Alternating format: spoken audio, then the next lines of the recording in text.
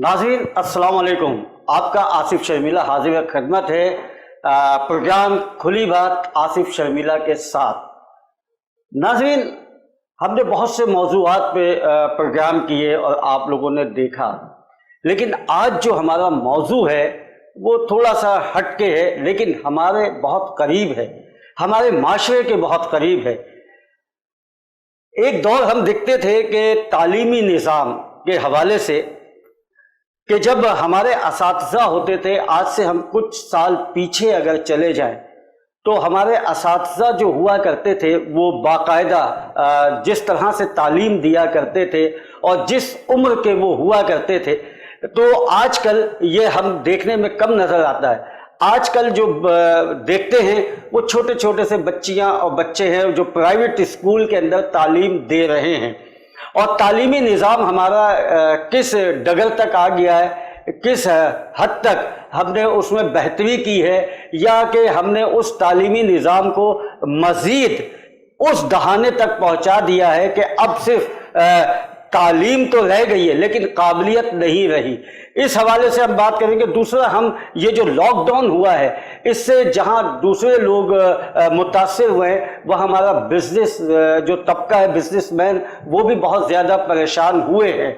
और यहाँ तक देखने में आया है कि बहुत सी कंपनीज़ हैं, बहुत सी फैक्ट्रीज़ हैं, बहुत सी शॉप्स हैं और बहुत से मॉल्स हैं, बहुत से ऐसे दुकानदार हैं जिनके पास इतने पैसे नहीं हैं कि वो अपने मज़दूरों को या अपने कारीगरों को पैसे दे सकें, तो उन्होंने कुछ छाटी करना भी शुरू कर दी। कुछ इस मौजू पे हम बात करेंगे। आज हमारे साथ जो मेहमान मौजूद हैं वो किसी तारुफ के ऐसे तो मोहताज नहीं हैं, लेकिन फिर भी हमारे साथ वो मौजूद हैं, तो मैं उनका शुक्रिया अदा करते हुए तारुफ कराना चाहूँगा। हमारे साथ मौजूद हैं डॉक्टर नदीम सिद्दीकी साहब, जो एजुकेशनल हैं और इसके अलावा PhD स्पेशल एजुकेशन है, और उन्होंने बाकायदा डिग्री हासिल की है PhD की, और USA में, तुर्की में, लंदन में बाकायदा वो तालीम देते भी हैं, और उसके अलावा वहाँ पे यूनिवर्सिटी कॉलेज में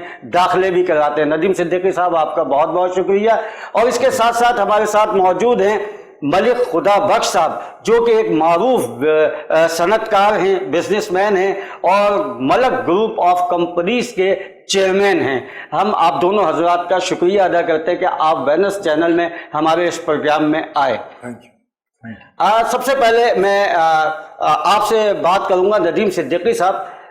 जब हम तालीम हासिल किया करते थे उस वक्त गवर्नमेंट स्कूल होते थे, प्राइवेट स्कूल्स बहुत कम होते थे, तो उस वक्त का तालीमी निज़ाम और अब का तालीमी निज़ाम में आप क्या फ़र्क महसूस करते हैं? जनाब, पहले तो मैं शुक्रगुज़ार हूँ आपके चैनल का कि आज इस मौजू पे आपने डिबेट रखा। अच्छा, मैं ये कहना चाहूँगा कि देखिए, गवर्नमेंट के स्कूल्स की हालत जो मैं पिछले ज़माने को देख रहा हूँ, तो वो दिन ब दिन बद से बदतर होती चली जा रही है, और इसका ज़िम्मेदारी तो मैं कहता हूँ कि हुकूमत पे है और टीचिंग के निज़ाम पे है, क्योंकि हमारा जो कैरिकुलम है, जो कैरिकुलम डेवलपमेंट का सिलसिला है, उस पर बिल्कुल तवज्जो नहीं दी जा रही है पाकिस्तान में, और गैर मेयारी असातिज़ा की रिक्रूटमेंट की जा रही है, जिसकी वजह से हमारा तालीमी निज़ाम जो है वो दिन ब दिन बदतरी की तरफ चला जा रहा है। और हो ये रहा है कि जो भी पाकिस्तान से एजुकेटेड लोग हैं तो उनका ब्रेन ड्रेन हो रहा है। जैसे कि मैं एक PhD डॉक्टर हूँ, प्रोफेसर हूँ, तो मुझे जो रिस्पेक्ट दुनिया में मिल रही है, लंदन में, अमेरिका में, तुर्की में, हर जगह मुझे इन्विटेशंस आ रही हैं और मुझे हाथों हाथ लिया जा रहा है। तो इसी तरह क्या वजूहत हैं कि हम अपने एजुकेटेड लोगों को तालीमी निज़ाम में जगह नहीं दे रहे? तो जब हम अपने तालीमी निज़ाम में उन्हें जगह नहीं दे रहे तो बाहर चले जा रहे हैं, तो हमारा टैलेंट बाहर चला जा रहा है। तो फिर यहाँ के जो अच्छे पढ़ाने वाले हैं वो मुल्क से बाहर चले जाते हैं, वहाँ पे उनको ज़्यादा फैसिलिटीज़ मिलती हैं, इसलिए। जी बिल्कुल। और मैं आपको एक मिसाल देना चाहूँगा कि अभी जर्मनी में रिसेंटली एक प्रोटेस्ट हुआ था जिसमें पुलिस ऑफिसर और आर्मी ऑफिसर्स ने हिस्सा लिया था, और वो प्रोटेस्ट का मौजू ये था कि हमें असातिज़ा के बराबर का स्टेटस दिया जाए। यानी कि जर्मनी में, अमेरिका में इतनी ज़्यादा रिस्पेक्ट है एक टीचर की, एक प्रोफेसर की, تو ہمارے یہاں جو ہے ایجوکیٹڈ لوگ جب ملک سے باہر چلے جائیں گے تو تعلیمی نظام کو ہمارے برباد ہونا ہے، اور ضرورت یہ ہے کہ ہمارے جیسے لوگوں کو حکومت میں انڈکٹ کیا جائے اور وہ ایک نظام پالیسی بنا کے دیں ملک کے لیے تاکہ ملک ترقی کر سکے۔ ندیم صاحب، آپ نے بات کی نظام کی، تو ہمارے یہاں جو یونیورسٹیز ہو یا اسکولوں کے ہوں، چاہے پرائمری اسکول ہو یا سیکنڈری اسکول ہو، جی اس میں ہمارے یہاں جو کتابیں ہیں، جو نصاب کی کتابیں ہیں، جی اس میں بھی ہر سال تبدیلی لائی جاتی ہے، ایسا کیوں ہے؟ اور یہ نصاب میں تبدیلی کیوں ہے؟ اچھا، ہم دیکھتے ہیں گورنمنٹ اسکول میں، سرکاری اسکول میں، وہاں کا تعلیمی نظام الگ ہے اور بکس الگ ہے، اور ہم پرائیویٹ میں دیکھتے ہیں تو اسکول کی بکیں الگ ہیں، تو یہ بالکل۔ دوہرا نظام کیوں ہے؟ دیکھیے، بڑا اچھا سوال کیا شرمیلا صاحب۔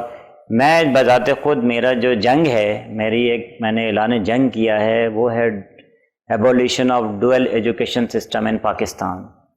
جو میں خود امریکہ لنڈن چھوڑ کے پاکستان آتا ہوں تو میرا مین مقصد یہ ہے کہ جو دوہرا تعلیمی نظام ہے جس کے تحت high class education available for rich people and no education for poor, تو یہ ایک بہت بڑا ڈیفرنس ہے کہ جو گورنمنٹ کے اسکول ہیں وہاں جو ٹوٹل میڈیم آف انسٹرکشن ہے وہ اردو ہے یا اپنا دینی مدارس ہیں، تو اس کی وجہ سے جو معیار ان بچوں کا ہوتا ہے وہ کبھی بھی اس ایک پرائیویٹ اسکول کے برابر نہیں آتا۔ تو جب وہ آگے پروفیشنل فیلڈ میں جاتے ہیں تو ڈیفینیٹلی وہ بچے جو ہیں سکسیزفل ہوتے ہیں اور وہ اپنے کیریئر میں آگے نکلتے ہیں۔ تو یہ جو سلسلہ ہے اس کو ختم ہونا چاہیے، ملک میں ایک نظام ہونا چاہیے اور کیریکولم ڈیولپمنٹ کے لیے ماہر تعلیم کو اکٹھا کیا جائے اور ایک نظام ہونا چاہیے۔ آپ نے بات کی کہ نظام ایک ہونا چاہیے، بہت اچھی بات ہے، لیکن ہمارے ملک میں نہیں ہے۔ خدا بخش صاحب، میں آپ سے سوال کرنا چاہوں گا، کیا آج جو بچے بچیاں اسکولوں میں پڑھا رہے ہیں، کیا وہ اس قابل ہیں یا ان میں اتنی اہلیت ہے کہ وہ بس 9 کے بچوں کو یا 10 کلاسز کے بچوں کو تعلیم دے رہے ہیں، جبکہ ان کی خود کی تعلیم جو ہے وہ انٹر ہے یا میٹرک ہے؟ یہ تو ڈپینڈ کرتا ہے کہ جو ایڈمنسٹریشن ہے وہاں ان کو یہ سوچنا چاہیے کہ اگر کوئی بچہ میٹرک کا ہے یا انٹر ہے اور گریجویشن کے اسٹوڈنٹ کو پڑھا رہا ہے تو it is a huge stress, وہ تو ان کو سوچنا چاہیے۔ لیکن ہونا یہ چاہیے ینگ ایج، آج کل لڑکے بڑے ٹیلنٹڈ ہیں، لڑکیاں بڑی ٹیلنٹڈ ہیں، اور یہ آئی ٹی نے اتنا ریزولوشن لا دیا ہے کہ آپ چھوٹے چھوٹے بچے، میں اور آپ اس ٹیلی فون کو وہ ہینڈل نہیں کر سکیں گے جتنے ہمارے چھوٹے بچے۔ ہاں، بڑے ایکسپرٹ ہیں بچے، منٹوں میں کرتے ہیں۔ آج کا 5 سال کا بچہ بڑا اچھا چلا رہا ہے۔ ایک پوائنٹ تو گڈ پوائنٹ ہے کہ یہ ایک دم ٹیکنالوجی آئی اور یہ اس طرح سے نالج سپریڈ ہو رہا ہے بچوں میں، اور بچے جو ہیں وہ بڑے اس کو انجوائے بھی کر رہے ہیں اور ایجوکیٹڈ بھی ہو رہے ہیں۔ جو آپ نے سسٹم، ڈاکٹر صاحب نے بات کی، دیٹ از اے ڈفرنٹ، وہ سسٹم کی بات ہے کہ جیسے وہ بھی کہہ رہے ہیں، آپ بھی اپریشیٹ کر رہے ہیں کہ ایک نظام ہونا چاہیے۔ ایک نظام اگر ہوگا تو ڈفرینسز جو ہیں بٹوین امیر اور غریب وہ ختم ہو جائیں گے، تو ایک ماحول پیدا ہوگا۔ لیکن ہم سنتے آ رہے ہیں، آج میں کافی عمر کا آدمی ہو چکا ہوں، یہ ہم سنتے آ رہے ہیں کہ یہ ہوگا، یہ حکومت آئے گی، یہ کرے گی، لیکن ابھی تک بدقسمتی سے ایسا کوئی سالڈ کام نہیں ہوا جس سے ہم اور آپ کہہ سکیں کہ جی یہ ہم مطمئن ہیں۔ ہاں، تعلیم سے ہم یا ماں باپ کہہ سکیں بچوں کے کہ جی ہم مطمئن ہیں، ہمارے ملک کا تعلیمی نظام جو ہے وہ 100% اکارڈنگلی ہے۔ تو بات یہ ہے کہ ہمارے ہاں ایک تھوڑی سی پرابلم ہے، وہ پرابلم یہ ہے کہ ہمارے ہاں کوئی لانگ ٹرم پلاننگ نہیں آتی۔ لانگ ٹرم پلاننگ کی کوئی کام بھی آپ کریں، آپ یہ ٹیلی ویژن کا چینل چلا رہے ہیں، اس کے لیے آپ نے جو انویسٹمنٹ کی ہے تو انویسٹر نے لانگ ٹرم سوچ کے کیلکولیٹ کر کے انویسٹمنٹ کی ہوگی کہ ہم یہاں پیسہ لگائیں گے اور پھر اس طرح سے ہم اس کی پرفارمنس کریں گے، اس طرح سے آپ ڈیلیور کریں گے تو ہمیں یہ ملے گا۔ اسی طرح کوئی بھی کام ہو، بزنس ہو، ایجوکیشن ہو، کچھ بھی ہو، اس میں پلاننگ کی ضرورت ہے۔ اور ہمارے ملک میں پلاننگ بہت ضروری ہے. خدا بخشا میں مزید آپ کی بات کو آگے بڑھانا چاہوں گا کہ ہمارے یہاں چاہے غریب کا بچہ ہو یا امیر کا ہو, ان کی خواہش یہ ہوتی ہے کہ میرا بچہ باہر جائے اور وہاں سے تعلیم حاصل کرے. یہ ایک رجحان نظر آ رہا ہے. اس کی وجہ ہمارے ملک میں کیوں ہے؟ ہم یہاں پہ اچھی ایجوکیشن کیوں نہیں حاصل کرتے؟ بڑا اچھا سوال ہے. میں آپ کو اپنے گھر کی مثال دیتا ہوں. میری 2 بیٹی ہیں اور میرے عزیزوں میں اور میرے دوستوں میں اور میرے ملنے والوں میں بہت لوگوں کی خواہش ہو رہا, انہوں نے اپنے بچوں کو باہر ایجوکیٹ کروا رہے ہیں اور کرایا ہے. ہم نے دونوں بیٹیوں کو یہاں ہی ایجوکیٹ کیا. ایک کو MBA فائنانس کرایا اور ایک کو ماسٹر اسٹیٹسٹکس کرایا. گڈ. دونوں یہاں کام کر رہی ہیں, دونوں کو بزنس سکھایا, دونوں کو اپنے بزنس میں انڈکٹ کیا, اور اللہ کے فضل سے ہمیں کوئی پرابلم نہیں ہے کہ نہ وہ خود باہر گئے, لیکن انہوں نے باہر کی ڈگریاں یہاں ہی بیٹھ کے حاصل کر لی. باہر کی ڈگری یہاں بیٹھ کے آن لائن ڈگریاں مل رہی ہیں. آن لائن آپ کی پاس ایبلٹی ہو, آپ ڈلیور کر رہے ہو, آپ اکارڈنگلی ان کو میچ کر رہے ہو, تو آپ you can do it, no problem.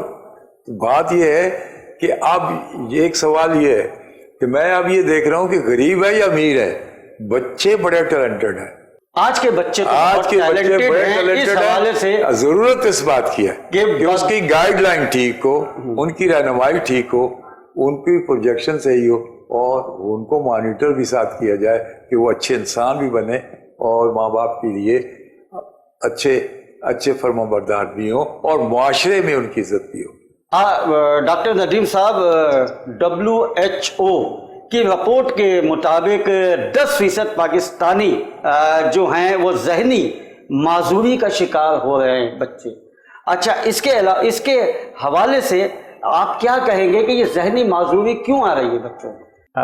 دیکھیے جناب, میں WHO کی رپورٹ کو بالکل صحیح سمجھتا ہوں, اور جیسے کہ پاکستان کی گورنمنٹ جو ہے اکثر انکار کرتی ہے کہ ایسا صحیح نہیں ہے, لیکن میں سمجھتا ہوں کہ پاکستان کے جو لوگ ہیں they are suffering from mental frustration. جیسے کہ انسان کی نیڈس ہوتی ہیں تو پرائمری اور سیکنڈری نیڈس میں ہم 2 لیولز میں اس کو ڈیوائڈ کرتے ہیں. تو پرائمری نیڈ میں فوڈ, شیلٹر اور کلودنگ آتا ہے, جبکہ سیکنڈری نیڈ کے اندر اس کی رسپیکٹ ہے یا پھر self actualisation, motivation skills secondary need. تو ہماری جو نیشن ہے اس کی پرائمری نیڈ سیٹسفائی نہیں ہے, یعنی کہ اس کو فوڈ پورا نہیں مل رہا, اس کو شیلٹر نہیں مل رہا, اس کی بیسک نیڈس پوری نہیں ہیں. تو بیسک نیڈس کے اندر الیکٹریسٹی بھی شامل ہے, واٹر بھی شامل ہے, ساری بیسک نیڈس ہیں. تو جب کسی شخص کی بیسک نیڈس جو ہیں وہ پوری نہیں ہوں گی تو وہ فرسٹریشن کا شکار ہوگا. تو آپ پھر اس سے ایکسپیکٹ نہیں کر سکتے کہ بڑے اچھے سے وہ بات کرے گا. تو جب وہ سوسائٹی میں بندہ نکلے گا تو اپنے فرسٹریشن کی وجہ سے اس کے جگہ جھگڑے ہوں گے, تو اس کے بعد کیا ہوگا, کوئی کرائم کمٹ ہوگا اس آدمی سے, تھوڑا سا جھگڑا ہوگا تو وہ لڑائی ہو جائے گی, لڑائی سے کرمنل ایکٹ ہو جائے گا, آفینس ہو جائے گا, اور وہ جیل اور پولیس کسٹڈی تک بات ہو جائے گی. اچھا, یہ تو ایک اپنی جگہ مسئلہ ہے. اس کے علاوہ ٹوٹل سرکاری اسکول ہمارے پورے سندھ میں 42,380 ہیں. 5,000 اسکول سرکاری بند ہو گئے, اور اسی طرح سے کے ساتھ اگر ہم تعلیمی نظام کو مطلب کس طرح سے ہمارے نقصان پہنچ رہا ہے. آپ دیکھیے, جو اسکول بند ہو گئے وہاں بھینس کے باڑے کھل گئے, وہاں پہ گودام کھل گئے. تو اس حوالے سے آپ کیا دیکھتے ہیں؟ بالکل جناب, میں بند اسکولوں کے حوالے سے آپ کو یہ بتانا چاہوں گا. سندھ اسکولنگ سسٹم کی ایک تفصیل بتاؤں گا آپ کو کہ سندھ میں جو سینسس کے مطابق 2011 میں جو اسکول فیسلٹیز تھی وہ 47,800 اپروکسیمیٹ اسکولز کام کر رہے تھے. تو 2011 سے اگر آپ آنورڈ آئیں تو ملک کی پاپولیشن بھی بڑھ رہی ہے اور بہت زیادہ بچے بھی بڑھ رہے ہیں. تو 2017 کی فگر آپ دیکھیں تو وہ 47,000 سے گر کے 42,800 آ گئی جو آپ نے فرمایا. تو 42,000 میں جو اسکول کا کلوجر ہوا, اب 42,000 جو اسکول ہیں گورنمنٹ کے, اس کے حالات میں آپ کو بتا دوں کہ اس میں سے صرف 13,500 اسکول جو ہیں وہ ورکیبل ہیں, اپنی اچھی کنڈیشنز میں ہیں.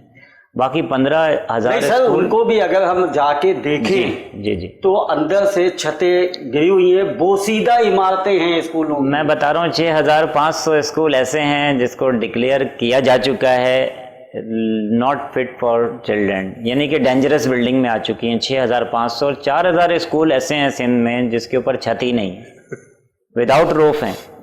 तो इसके साथ साथ 15,000 स्कूल बैडली नीड रिपेयर्स, तो हम लोग उसको कर नहीं पा रहे हैं। और उसमें आप 2011 की फिगर देखें तो 1,40,000 असातिज़ा काम कर रहे हैं, जो कि 2017 में 1,40,000 से बढ़ के वो 1,55,000 पहुँच गई फिगर।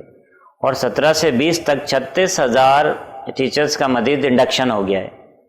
और जो स्टूडेंट्स की तादाद है वो 42 लाख के स्टूडेंट्स जो पहले थे वो आज भी हैं। तो गवर्नमेंट स्कूल में कोई स्टूडेंट जाना पसंद नहीं करता, जो भी आदमी है तो अपने बच्चे को गवर्नमेंट सरकारी स्कूलों के हवाले से तो तालीम का निज़ाम जो है वो सबके सामने है, और जो अच्छी फैमिलीज़ हैं या जो समझते हैं वो सरकारी स्कूलों में तो वो बिल्कुल भेजना अपने बच्चों को पसंद नहीं करते। नाज़रीन, यहाँ हम लेंगे छोटा सा ब्रेक, हमारे गेस्ट हमारे साथ मौजूद हैं और दोबारा हम आएंगे और इस सिलसिले को मज़ीद आगे बढ़ाएंगे। तो एक छोटा सा ब्रेक के बाद हम फिर हाजिर होते हैं।